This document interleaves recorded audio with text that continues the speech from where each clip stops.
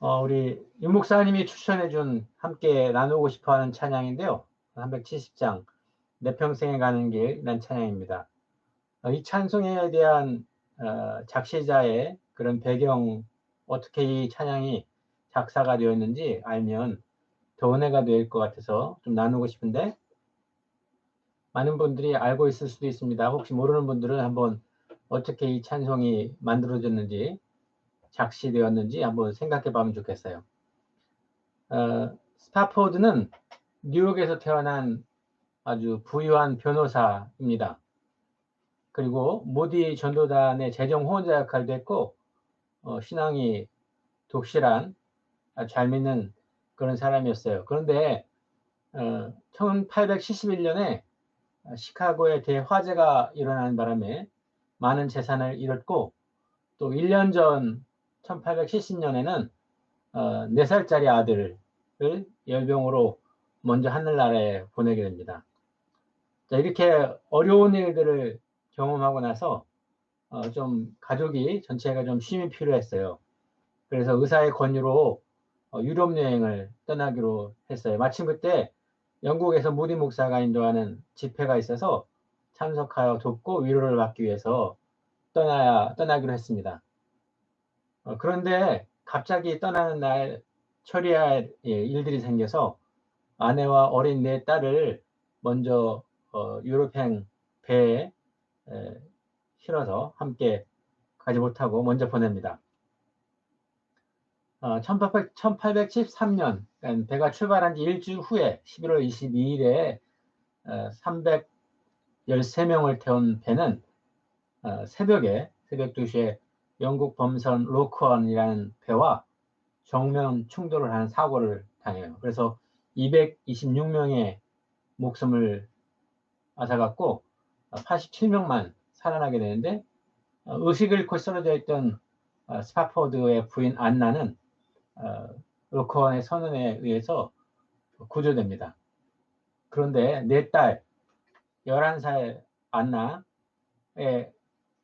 그 아이 안나라고 부르는 애니, 그리고 9살의 마가렛, 그 5살의 엘리자베스 베시라고 부르고, 그리고 2살 타데트라는 네 딸은 모두 물에 잠겨서 그만 하늘나라에 가고 맙니다. 구조된 많은 사람들은 우리가 가까이 있죠. 우리 카디프에 다 오게 되고요. 87명의 구조된 사람들은 카디프에 오게 되었고, 그리고 거기서 아내는 스타포드에게 전보를 보냅니다. Save the alone.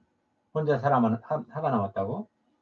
사고 소식을 듣고 아내의 소식을 기다렸던 스타포드는 아내의 전보를 받고 또 아내를 이제 위로하고 데리러 가기 위해서 다시 미국에서 카디프로 오게 됩니다. 자, 여행하는 그 아내를 만나기로 오는 그 도중에 마침 그 배가, 스타포드를 태운 배가 사고 지점을 지날 때 선장이 스타포드에게 이곳이 바로 사고가 났던 지점이라고 알려주게 됩니다. 아는 것처럼, 우리가 이해할 수 있는 것처럼 내 딸을 잃어버린 아빠의 마음이 얼만큼 아프고 애절했을 거라고 생각이 되죠. 그곳에서 스파포드는 하나님을 향하여 절규하죠. 그리고 마음에 있는 슬픔과 아픔을 토로라고 하죠. 그대로, 있는 그대로 정직하게 고백을 하게 되고, 하나님의 공의하심과 은혜로 마음의 평안을 얻게 됩니다.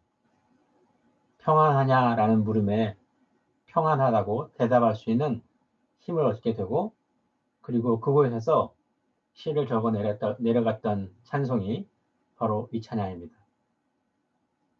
화재로 재산을 잃고 4살짜리 아들을 연령으로 잃고 또 내 딸을 사고로 잃고 마음에 큰 고통과 아픔을 가지고 있으면서도 그것이 평안의 이유가 아님을 고백할 수 있는 믿음의 고백이었습니다. 우리 함께 찬양을 합니다. 470장, 413장, 우리 내 평생에 가는 길 순탄하여.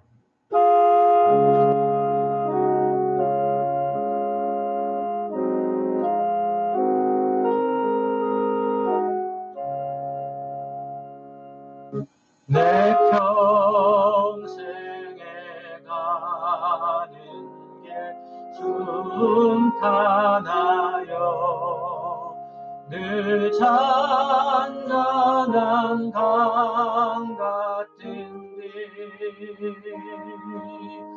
큰 풍파로 무섭고 어렵든지 나의 영혼은 늘 편하다.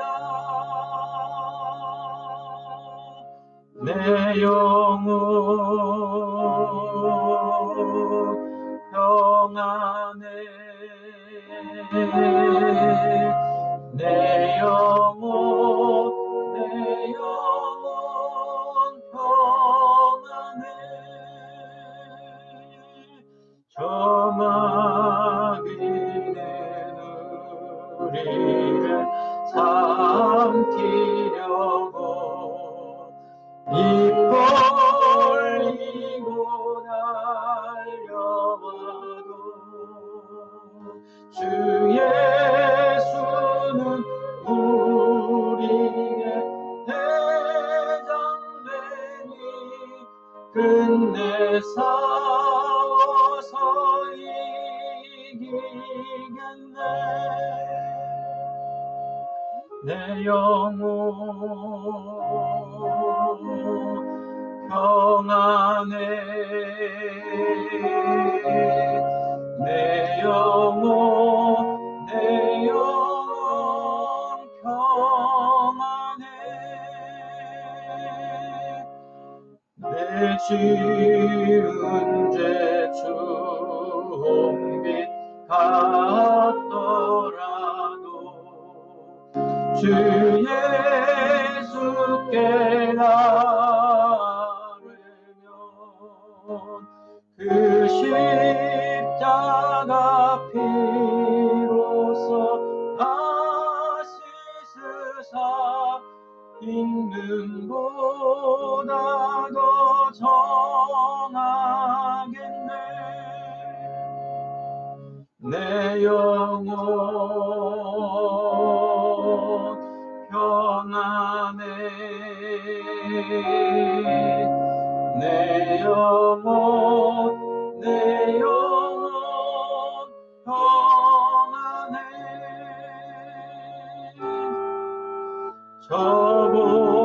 저봉등에 구름이 일어나며 큰 나팔이 울려날 때 주 오셔서 세상을 심판해도 나의 영혼은 없겠네. 내 영혼 평안해. 내 영혼 평안해. 아멘. 우리 지난주에 나눴던 찬양입니다. 우리 집사님이 추천해 주셔서 함께 더 찬송하기 원하고 평안의 이유가 있습니다. 지금 우리가 살아가는 삶 속에서 당하는 여러 가지 어려움들, 고통들, 또 원치 않는 일들이 있지만 그럼에도 불구하고 걱정, 의심이 전혀 없다고 고백합니다. 그 이유는 살아계신 주님이 우리와 함께 동행해 주시기 때문에 그렇습니다. 주 하나님 독생자 예수, 우리 찬양합니다. 우리 예배를 위해서 우리 최재 사모님 기도해 주시겠습니다. 오늘도 함께 모여 예배하는 주님의 날을 주신 감사드립니다. 연이은 럭다운으로 여전히 몸은 함께 하지 못하지만 주님을 사모하는 마음으로 함께 신령과 진정으로 예배하오니 저희 예배를 기쁘게 받아주세요. 한 주간 지내며 저희와 함께 하신 주님과 동요한 마음을 가지지 못하고 알게 모르게 지은 죄로 인해 주님과 멀어졌던 저희를 용서해 주세요. 죄로 물든 세상 가운데 여전히 어지러운 세상 가운데 빛으로 오신 주님을 따르고자 하오니 저희를 도와주시고 현재 어지럽고 시끄러운 세상 가운데 내가 무엇을 해야 할지 깨닫고 실천하는 주님의 참 제자가 되게 도와주세요. 현재 코로나 사태를 거두어 주시기를 간절히 기도드립니다. 그러나 무엇이 되었든 아버지께서 원하시는 대로 되기를 기도드립니다. 주님, 코로나로 인해 죽어가는 영혼들 고통받고 또한 힘든 수고 가운데 있는 이들 도와주시고 평안 가운데 머물길 소원하며 무엇보다도 이번 기회를 통해 복음을 알게 되기를 간절히 기도합니다. 아멘. 우리가 말씀을 통해 주님의 음성을 듣기 원하며 실천하기 원합니다. 우리를 죽기까지 사랑하신 예수님 이름으로 기도합니다. 아멘.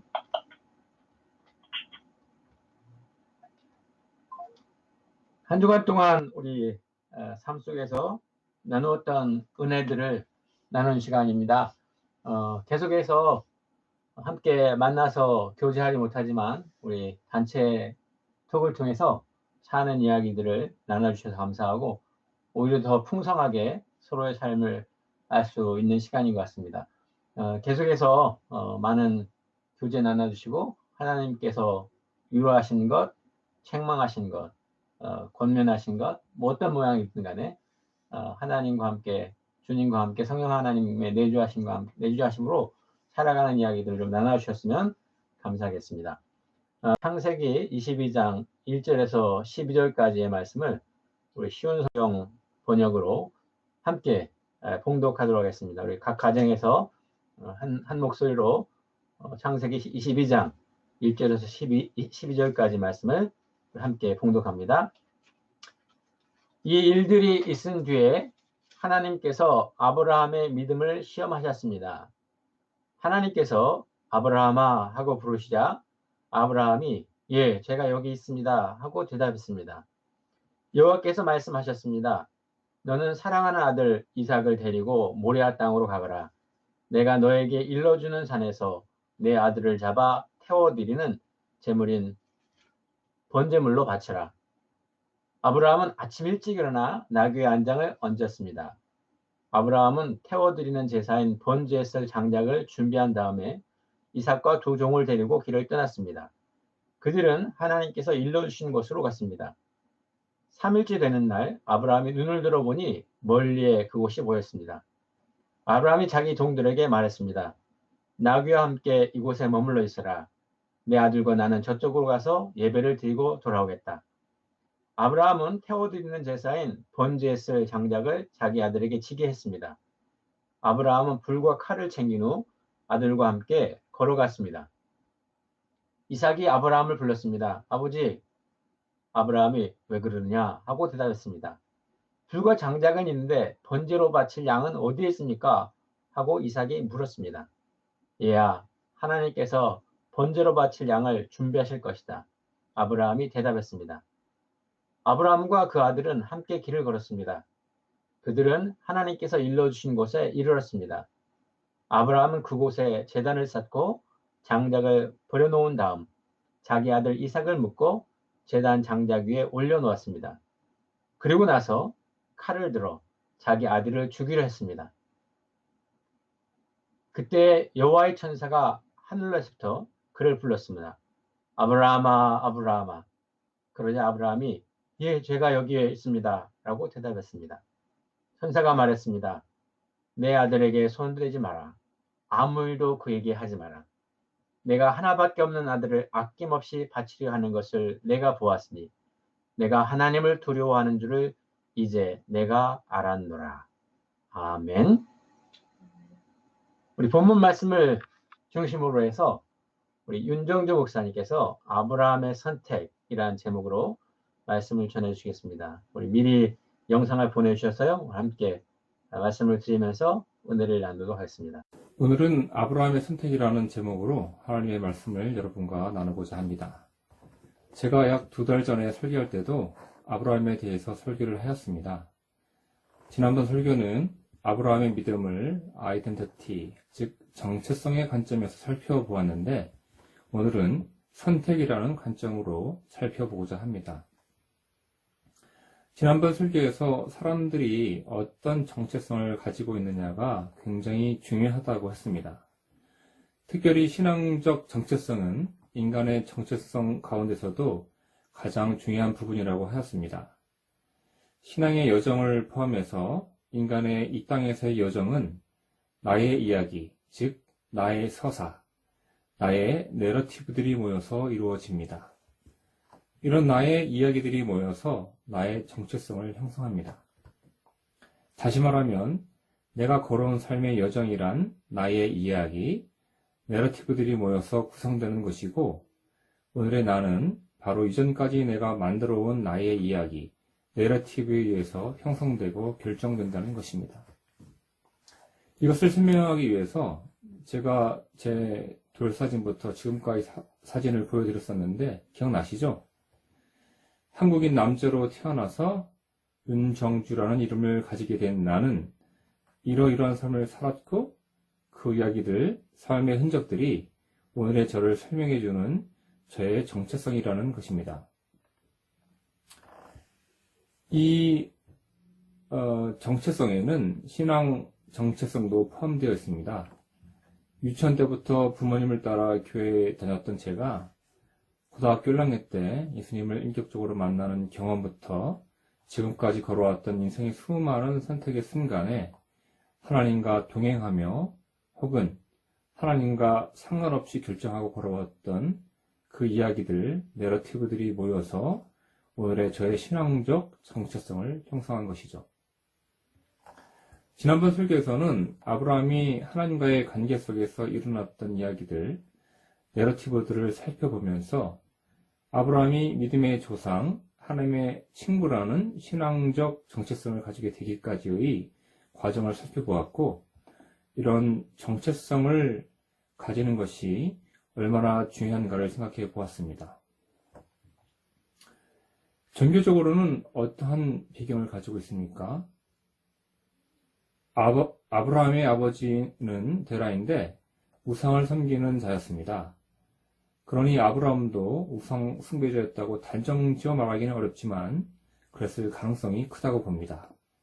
고대 사회의 특성이 종교를 포함한 모든 문화 전반에 공동체적인 영향이 컸기 때문에 그렇게 추측할 수 있습니다. 그러니 75세에 하나님의 부르심을 받기 전에는 아브라함도 그의 아버지 데라를 쫓아 우상을 섬겼을 가능성이 큽니다. 그러니 여호와 하나님의 부르심을 받고 우상 숭배를 멈추고 하나님을 믿는 새로운 신앙생활의 여정에 들어가는 것은 사실 굉장히 큰 정체성의 변화라고 말할 수 있습니다. 이슬람교를 믿는 무슬림들이 예수님을 믿고 기독교인이 되는 것은 매우 어려운 일입니다. 왜 무슬림이 이슬람교를 떠나는 것이 쉽지 않습니까? 여러 가지 이유가 있지만 명예살인이 한 가지 이유가 되겠습니다. 배교자는 짐승과 같이 여겨지고 또 가문의 수친이 죽어 마땅하다고 여기며 실제로 그렇게 명예살인이 빈번히 일어납니다. 그리고 또 한 가지는 이슬람은 종교이면서 동시에 문화 그 자체이기에 그렇습니다. 아침에 눈 떠서 잠자리 들기 전까지의 삶의 모든 영역에서 종교적 언어, 행위가 배어져 있습니다. 예를 들어 압살라무 알레이쿰이라는 인사말은 당신과 당신의 양 어깨에 있는 천사들에게 평화가 있기를, 이런 의미가 있습니다. 모든 사람은 선행과 악행을 판단하는 천사와 함께 한다는 종교적 의미가 있는 것입니다.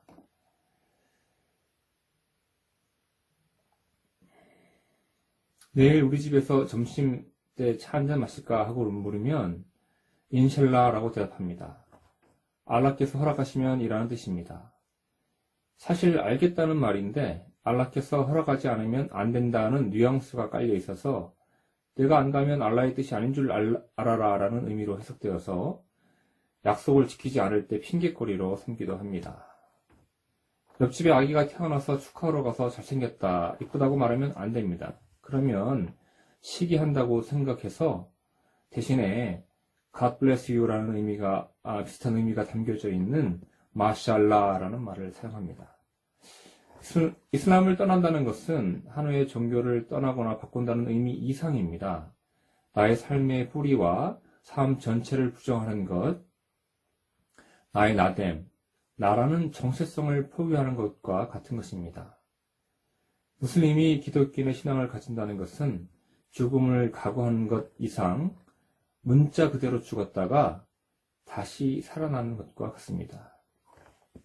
무슬림의 개종처럼 아브라함이 하나님으로부터 우상 숭배자의 삶을 떠나 여호와를 유일한 하나님으로 섬기라고 부르심을 받았을 때 아브라함이 그 말씀에 순종한 것은 그리 간단한 문제가 아니었습니다.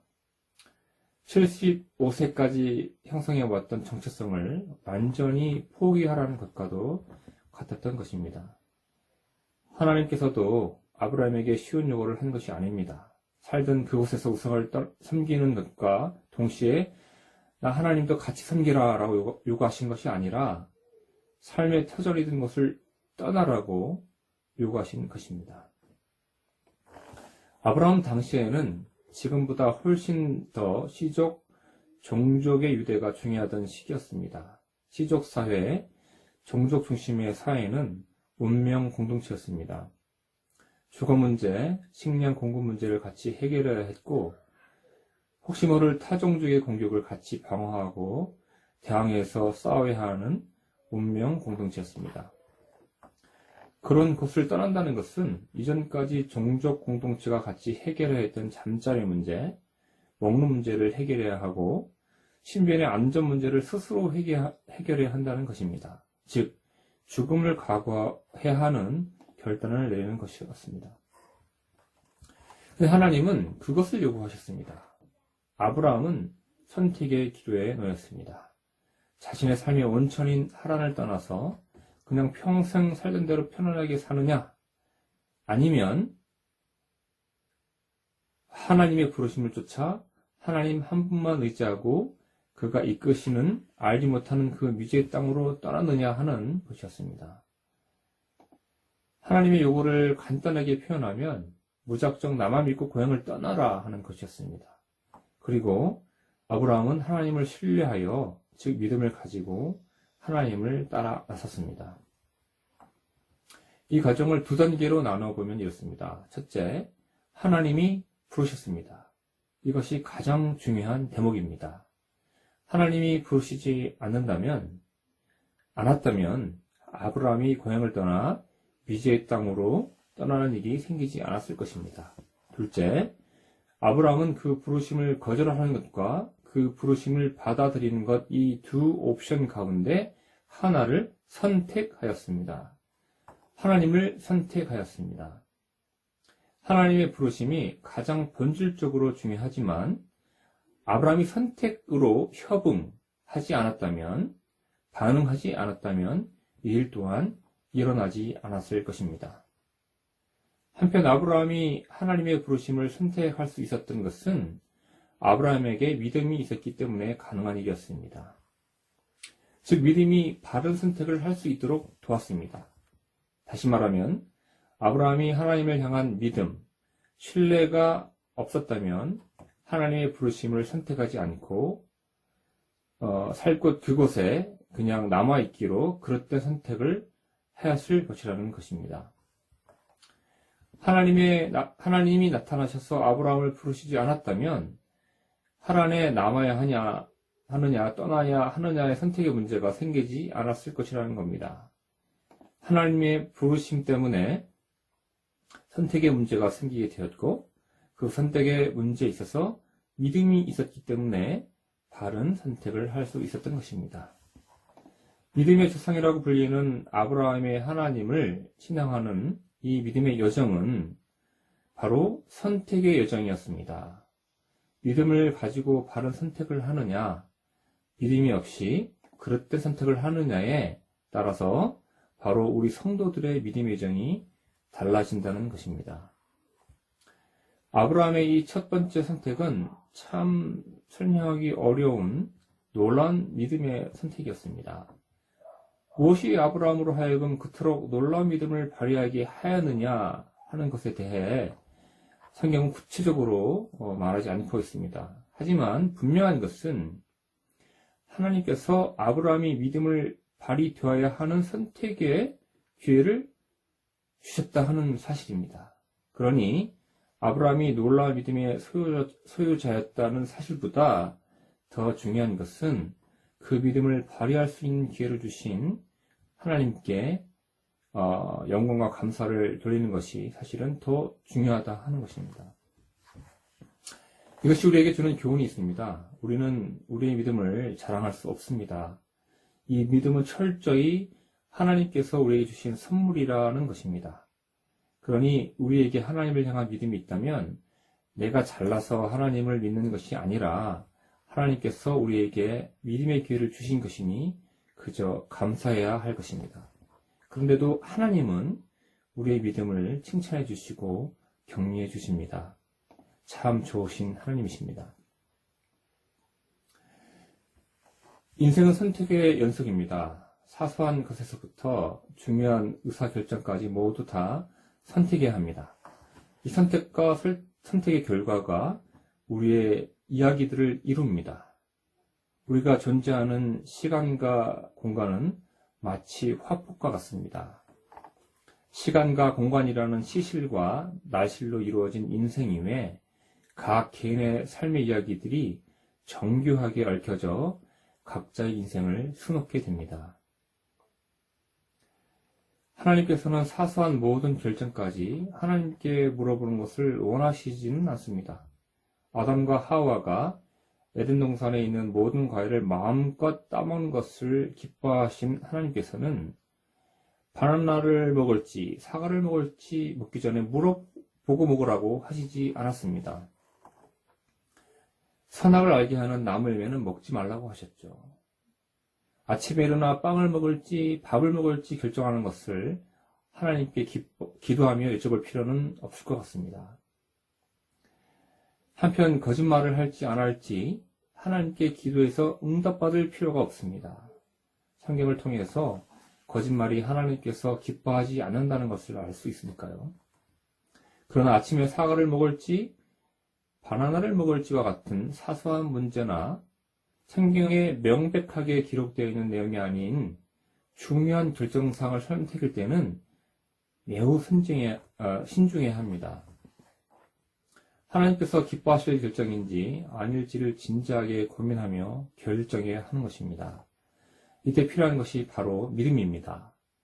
기도가 필요한 이유가 무엇이냐면 바른 결정을 내릴 수 있는 분별력을 말씀의 범주 안에서 얻을 수 있도록 하고 또 분별한 그 뜻을 믿음으로 선택할 수 있는 능력을 주시기에 그렇습니다. 아브라함의 생애에서 그가 수많은 선택의 기로에서 어떤 결정을 내렸는지 그리고 하나님께서 그 아브라함의 결정에 어떻게 반응하셨고 평가하셨는지를 통해서 많은 것을 배울 수 있습니다.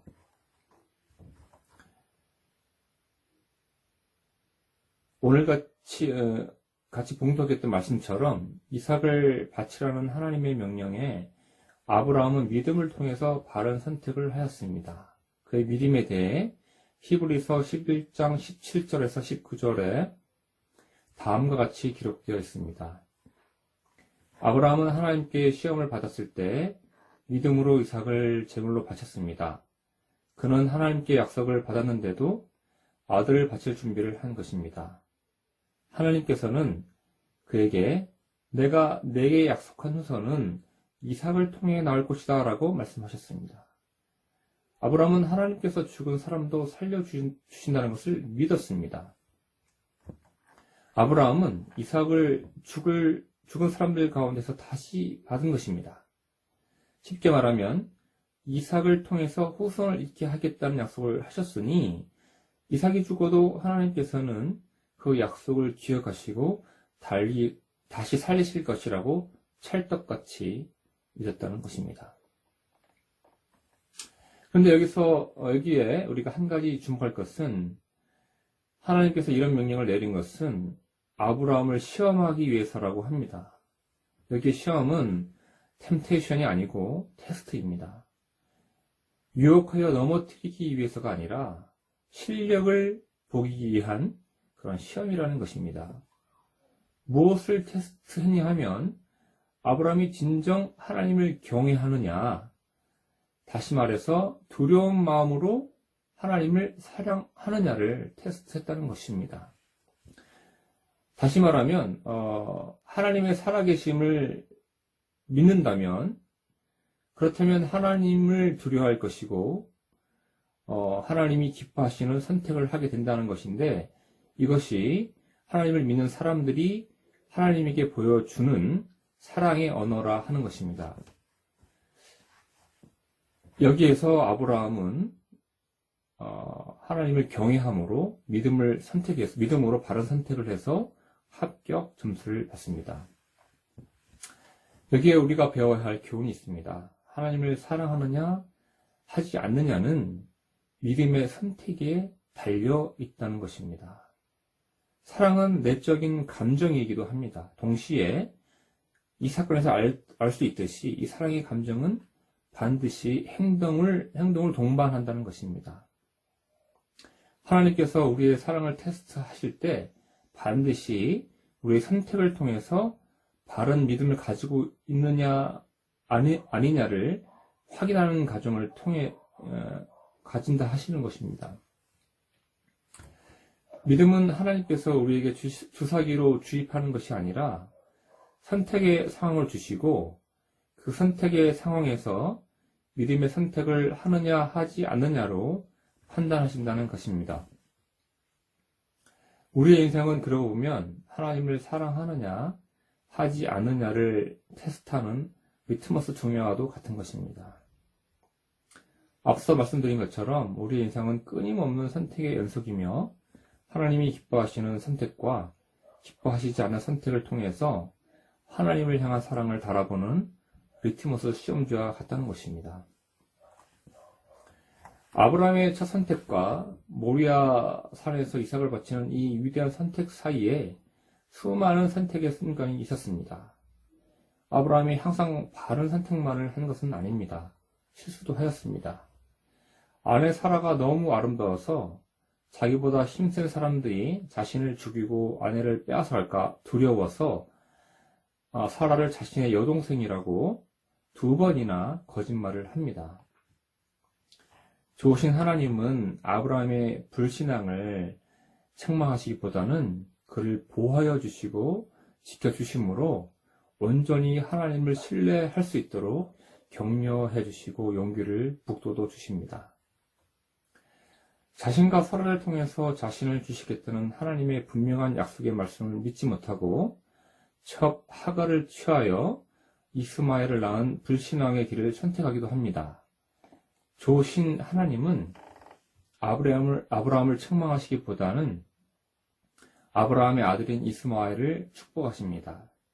또 하나님께서 반드시 아브라함과 사라를 통해서 자손을 주시겠다고 언약을 맺으십니다. 아시다시피 믿음으로 바른 선택을 한 적도 많습니다. 조카 롯의 종들과 자신의 종들이 우물 때문에 자주 싸움을 하자 롯에게 좌를 취하든지 왼쪽으로 가든지 오른쪽으로 가든지 네가 먼저 선택을 하면 나는 나머지 땅을 선택하여 떠나겠다고 합니다. 자신을 지금까지 인도해 주신 하나님에 대한 철저한 믿음이 바로 이런 선택을 하게 한 것이라고 할 수 있습니다. 나중에는 조카 롯이 포로의 처지가 되었을 때 그를 구하기 위해서 목숨을 무릅쓰고 전쟁을 치르고 그를 구해냅니다. 이 또한 하나님의 철저한 도우심을 신뢰했기 때문에 가능한 선택이었습니다. 소돔왕이 전쟁 전리품을 나눠주겠다는 제안을 아브라함은 거절합니다. 그 제안을 받아들이려면 아브라함이 부자가 된 것은 하나님의 은혜가 아니라 소돔왕 때문이라는 소리를 듣고 싶지 않다고 말하며 단번에 거절하는 선택을 합니다. 바로 이 선택도 믿음의 선택이었습니다. 세상 만물을 주관하시는 하나님께서 아브라함이 부자가 되는 것을 기뻐하시면 하나님께서 그렇게 해주실 것을 믿었습니다. 이 믿음의 선택을 통해서 하나님의 영광을 가로채지 않고 하나님께 영광을 돌렸습니다. 이때 하나님께서 나타나셔서 내가 너의 상이라고 확인해 주시고 위로해 주십니다. 첫 부르심을 받고 믿음으로 순종을 선택한 사건과 이삭을 바치는 순종의 사건 사이에 수많은 선택의 상황을 통해서 그러한 과정을 통해 서사 내러티브를 통해서 하나님께서는 아브라함이 믿음을 성장하도록 도우십니다. 주사기로 아브라함에게 강제로 믿음을 주입하는 것이 아니라 그의 인생 요정 가운데 펼쳐진 수많은 선택의 순간들을 통하여 믿음을 훈련시키는 것입니다. 잘못된 결정을 내릴 때 그를 책망하시고 버리시는 것이 아니라 그 잘못된 결정 가운데서 나타나셔서 다음에는 바른 결정을 할 수 있도록 용기를 북돋워 주시고 위로해 주시고 격려해 주십니다. 참 좋으신 하나님이십니다. 인간적으로 보면 너무나 잔인하게 느껴질 수도 있고 야속하게 느껴질 수도 있는 이삭을 바치라는 그 요구에 믿음으로 담대히 순종의 결정을 내릴 수 있었던 것은 그 첫 부르심에 순종한 그 순간부터 이삭을 바치는 그 순간까지 걸어왔던 그의 인생의 서사에 있었던 수많은 선택의 순간을 통하여 믿음이 성장했기 때문이라고 생각합니다. 그랬기에 이삭을 바치는 결정을 내리는 위대한 순종의 선택을 하지 않았을까 생각해 봅니다. 이 위대한 순종의 사건 이후에 창세기 기자는 아브라함의 믿음의 여정을 기록하는 일에 많은 분량을 할애하지 않습니다. 믿음의 여정을 함께했던 사랑하는 아내 사라의 죽음 이후에 창세기 24장에서 시작되는 이삭의 신앙 여정을 기록하기 전에 그 사이에 24장 1절에 그의 여생을 이렇게 기록하고 있습니다. 아브라함은 이제 나이가 많아 노인이 되었습니다. 여호와께서는 어떤 일을 하든지 아브라함에게 복을 주셨습니다. 저에게는 이 말씀이 이렇게 해석됩니다. 인생 여정, 신앙 여정의 막바지에 이른 아브라함은 어떤 결정을 내리든지 하나님께서 기뻐하시는 믿음의 선택을 하였습니다. 하나님께서는 그런 아브라함에게 복을 주셨습니다. 주 안에서 사랑하는 소환지 한인연합교회 성도 여러분, 길게는 약 70년, 짧게는 9년의 우리가 걸어왔던 인생을 잠시 돌아보는 시간을 가졌으면 좋겠습니다. 우리에게 수많은 선택의 순간들이 있었습니다. 저녁 식사로 무엇을 먹을까 하는 사소한 결정부터 결혼, 진로와 같은 중요한 선택의 순간들도 있었습니다. 그러한 사소한 선택과 중요한 선택들 사이에 경중을 따지자면 무수한 선택들이 또 상대적으로 덜 중요하고 또 그렇게 사소하지도 않은 그런 많은 선택의 순간들이 있었습니다. 우리 삶을 수놓은 선택의 결정들이 하나님과의 관계 속에서 참 믿음의 결정들이었는지 돌아보기를 원합니다. 어쩌면 우리들 가운데는 하나님의 첫 부르심에 순종하는 신앙 여정에 첫 발걸음을 내딛지 못한 사람들이 있을 수도 있습니다. 그렇다면 믿음으로 그 미지의 신앙 여정에 첫 발걸음을 내딛기를 주님의 이름으로 축복합니다. 참 좋으신 하나님께서 함께 동행해 주실 것입니다.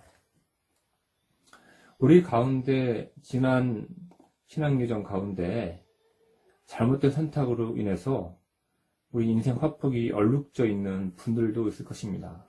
저 또한 잘못된 선택을 통해서 제 인생 신앙 여정에 많은 얼룩을 남겼습니다. 참 좋으신 하나님께서는 그럼에도 불구하고 저를 버리지 아니하시고 지금까지 신실하게 이끌어 주시고 동행해 주셨습니다. 저와 같이 경험을 가지신 분들이 계시다면 참 좋으신 하나님의 신실하심을 붙잡으시길 주님의 이름으로 축복합니다. 이 땅에서의 100세 인생에서 앞으로 30년 인생이 남으신 분들도 있고 40년, 50년, 90년 남으신 분들도 있습니다. 앞으로 남은 이 땅에서의 신앙의 여정 가운데 수많은 선택의 순간에 믿음의 선택을 통해서 하나님께 사랑의 고백을 끊임없이 이어가는 저와 여러분들이 되기를 주님의 이름으로 축복합니다.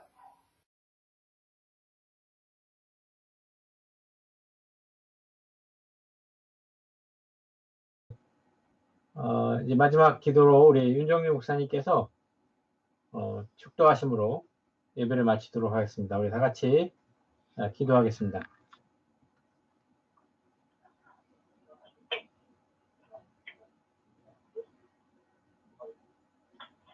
우리 주 예수 그리스도의 은혜와 하나님의 극진하신 사랑과 성령의 감동 감화 교통하심이